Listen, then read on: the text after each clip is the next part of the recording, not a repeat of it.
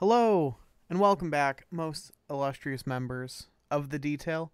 Guys, gals, and N-pals, monarchs of any, all, or no genders. I am your host, D, also known as MtF DOOM on Marvel Snap, and I apologize for the delay in this video. As you can see, I do not own Alioth. I don't own the purple fart cloud. We're going to talk about this card. We're going to talk about some anti-attack, but not very much, and we'll get into why that is. The spoiler, not to bury the lead, because I don't like doing that, it's that I don't think this card is very impactful into the meta.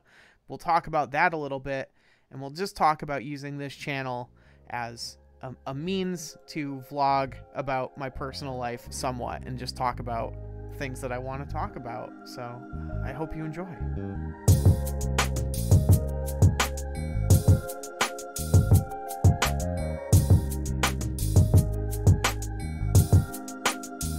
As always, a big thank you to anyone who watches even between long releases. Hey, Editor D here. I totally forgot at this moment in the recording to mention this, but my birthday is coming up really soon. My birthday's on the 18th, and therefore you should subscribe for my birthday. We might even do something. We might do a stream. I don't know. Listen, help me hit 500 subscribers for my birthday. Okay, thank you. Back to the video. I believe I'll be able to get Alioth. I want this card. I think it's a cool card. I like the design of it. I got quite unlucky with my collector's caches, and I will get this card, I think, by the end of the week, because I opened 3 caches and got everything else. you know how it is. If you know, you know. You all been there. But the reality is, by the end of the week, when I have this card, a video about deck techs on this card isn't going to do well. So I might not release one. Who knows?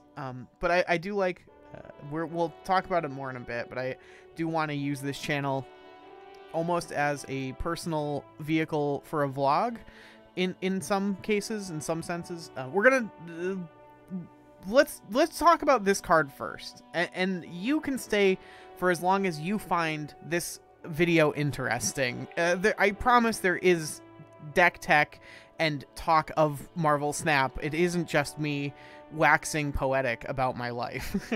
So Alioth, which is, I guess, how I'm just gonna say it. I don't know how to pronounce this. I'm very bad at that. I referred to Clips as Klipski for goddamn forever. Shout out to Clips, Discord user and friend of the channel, Clips. 6/5. On reveal, destroy all enemy cards played here this turn, including unrevealed cards.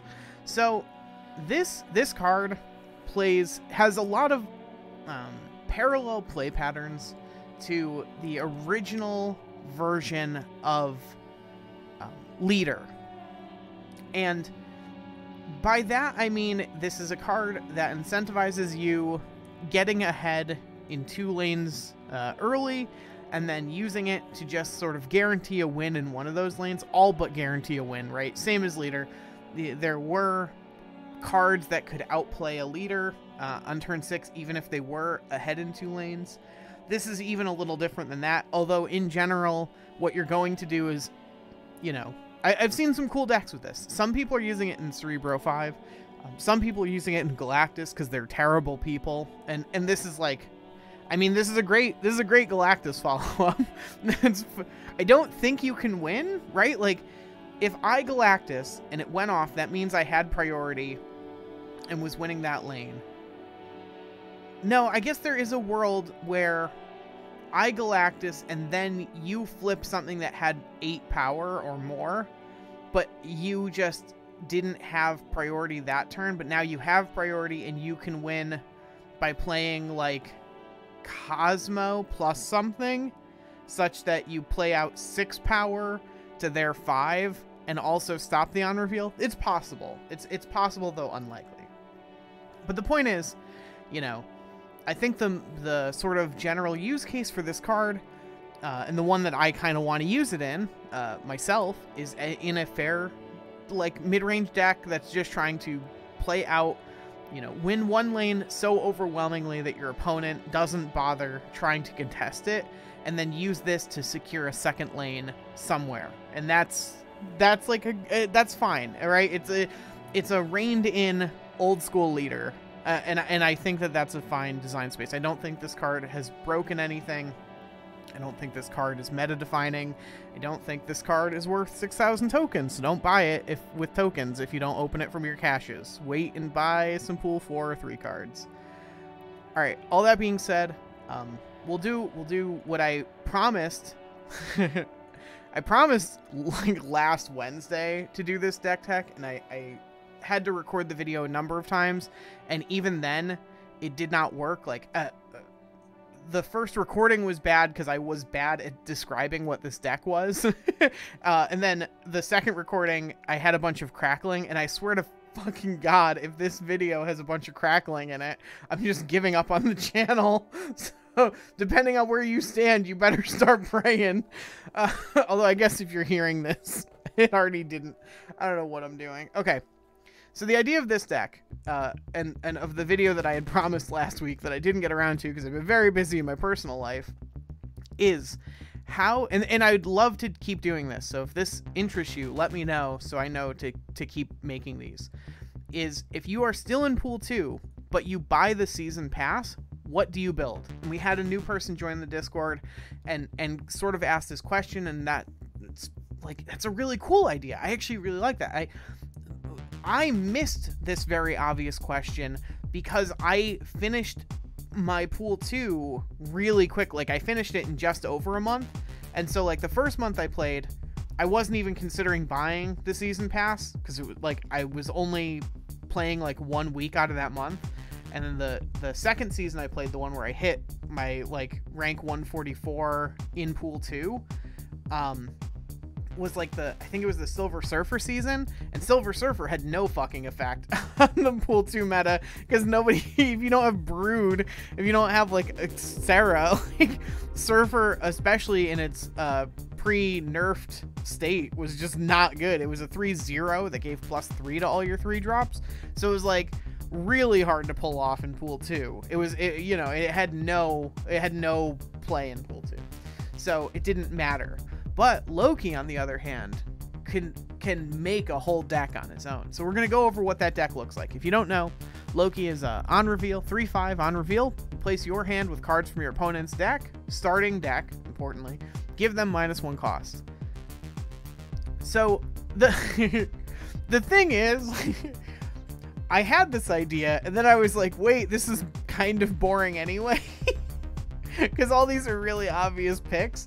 Like, the only thing that I think might throw anyone for a loop in this whole shebang here is like Medusa, Mr. Fantastic, and Scarlet Witch, and those 3 are only here because they're fine mid-range cards in case you don't get the Collector Loki Devil Dino type stuff going on, and you just like Pool 2 games are generally resolved over 1 or 2 power in one location, right? Like, there's not this overwhelming, no one's playing out, 28 power Red Skulls or 300 power Iron Man Apocalypse plays that you then parlay into a win through Living Tribunal. Like, people are just winning with like a normal human amount of power, and so cards like Mr. Fantastic, Medusa, Scarlet Witch, that are all just reasonable power plays, that all have good stat lines, that like,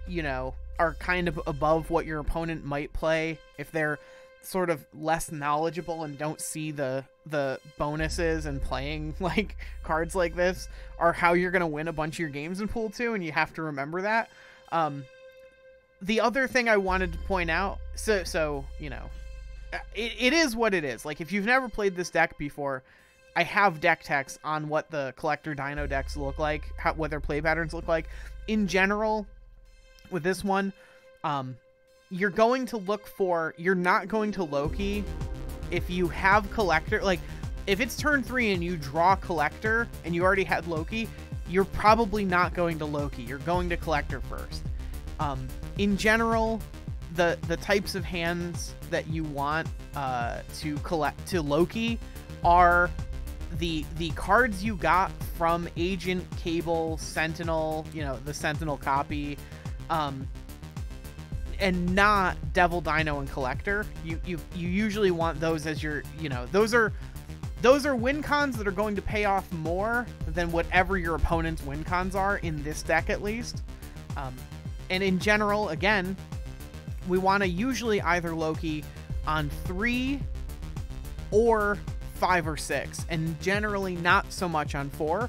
And the reason being, on 6, Loki is just a collector buff, and that's fine. Like on turn 6, going Mr. Fantastic plus Loki and adding 6 power over your whole board, right? 2 in each lane from Mr. Fantastic, and then adding, you know, 5 power from Loki plus buffing your collector by 3 or 4 is like a play that your opponent usually will not see coming, especially in pool 2.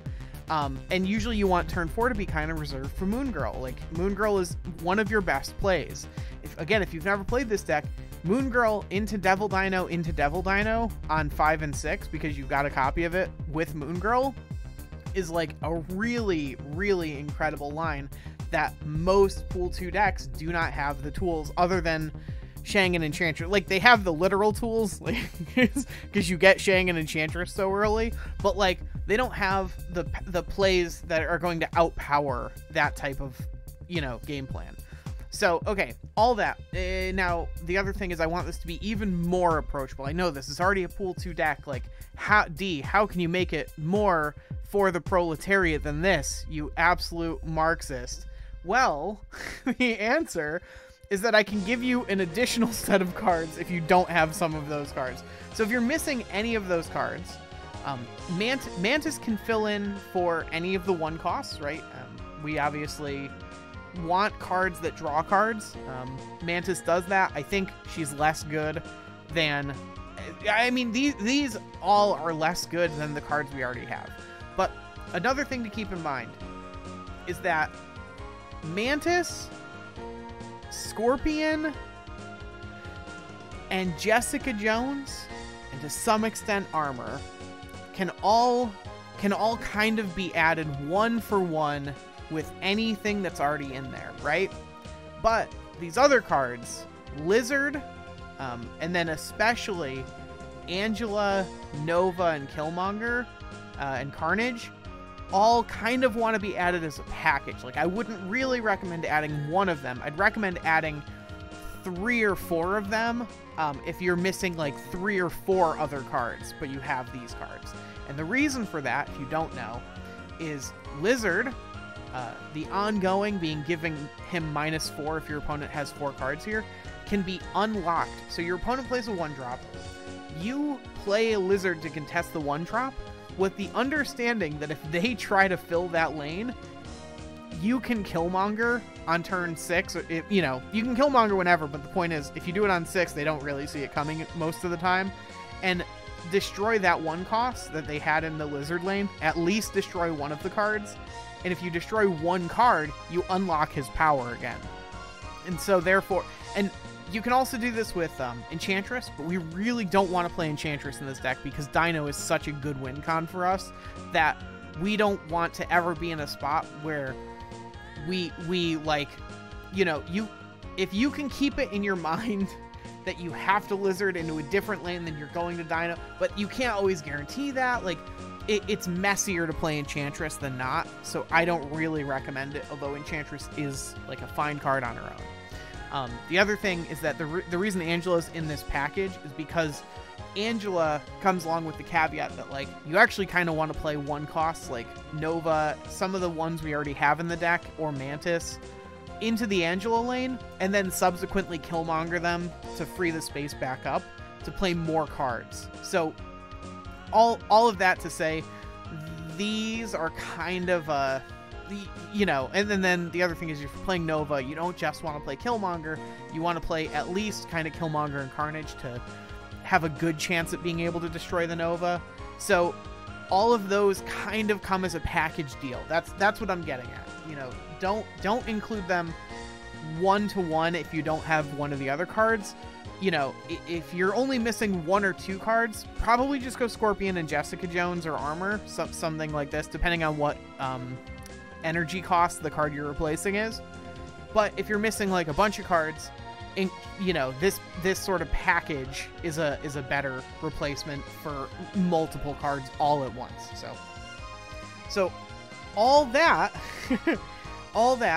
we're gonna, I'll add a timestamp here because we're gonna get into one final thing, and it's a reflection on this month's grind to Infinite. So I'll include the stats, and I'll pull the deck up.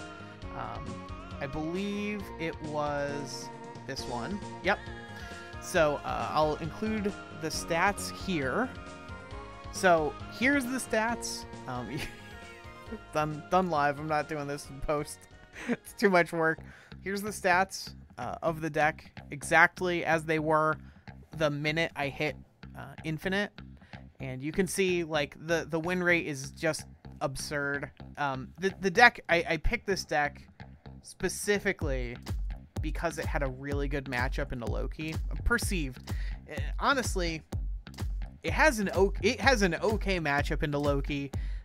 Some of the Loki players have been getting better about it, and the reality is, like, if they go Quinjet on 1, Loki on 3, it's really hard to shut them down with a wave no matter what, because their hand is just so dirt cheap. It can be really frustrating kind of having everything going for you and still losing to like the nuts Loki play, but it is what it is. So the point is, there's a lesson here, right?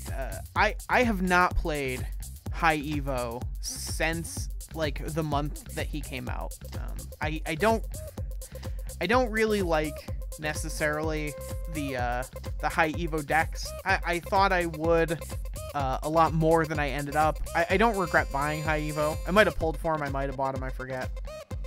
But ultimately, like, there was a very important lesson for me to internalize this month, which is that you can't be stuck in your ways. I really wanted to hit Infinite with Loki. That deck is right up my alley. I love collector decks. Y'all, if you've been here for any amount of time, you know how much I love collector decks, how much I love Angela decks, bounce decks. Loki's good in all of that. And it just wasn't working. And then what's more is it was really frustrating when your opponent would go collector Loki, and then they'd go your collector, and then your Loki, and then they'd go like your collector again, because you can get the same cards if you Loki again. And you're just like, well, like, why can't I have that luck? Come on. So this, like, and it got like quite frustrating because it's like a deck I love that I want to play, but like, yeah, but if your opponent's also playing it, it's a really bad matchup based on who gets luckier with their rolls off Loki. Like, that's not a good feeling. So the big takeaway is not to be stuck in my ways. It's good to be able to reflect on that and realize this isn't working. Like, I need to adapt to the meta as much as I might be, you know, old man yells at clouds. Like I hate being a boomer. I hate being stuck in my ways, but it is human. It is natural for us to feel that way sometimes. And I just hope that if you're like, and what's more is like, it wasn't fun, like being stuck like that. And, you know, I kind of like resent that this is the deck that got me across the finish line, but like, it's a relief. It's a relief to be Infinite. I hate that I now view hitting Infinite as part of the legitimacy of this channel. I genuinely don't like that, but I do feel that way. I can't help it, and it's a relief to hit Infinite because it means I just get to make fun content for the rest of the month, and I'm not, you know, behooved to playing like necessarily the best decks. I've proved it. Look, I proved that I could hit Infinite. You get to believe me for another month that I know what I'm talking about. So that was a you know, an important reflection for me to have this month, and that's what I meant when I was talking about using this channel as a sort of you know, personal growth vlog. That's the growth. I know I kind of like doing these little reflections, the meditations on Sunspot. That was like the last one I did. It was really well received. So let's hop to the outro. Thank you so much if you made it this far. I hope you got something out of all this. I hope either that the deck techs were useful, or that the meditation brought you some kind of closure's not the right word, D. What the fuck are you talking about? Thank you so much for everyone who made it this far, and special thank you to the following people who've donated their time, money, effort, sometimes all of the above, to keeping this channel running. Your efforts do not go unnoticed. They are as follows: The Tiny Ruby, A Frog in a Tent, Clips, Crayon Eater, Cole D, Polyhaze, Sartorius Demisi, KD, Diston Nelson, and Matt Backey. This channel is a community effort, and you are certainly community members who have put in a lot of effort, and I appreciated it. If you want to join the illustrious names up here, join the Discord and get involved in any kind of way. I don't need it to be monetary. I appreciate the people who sign up to Patreon, link down below, but just if you just like want to help out with the channel in any way, you could have your name added here. It's super chill.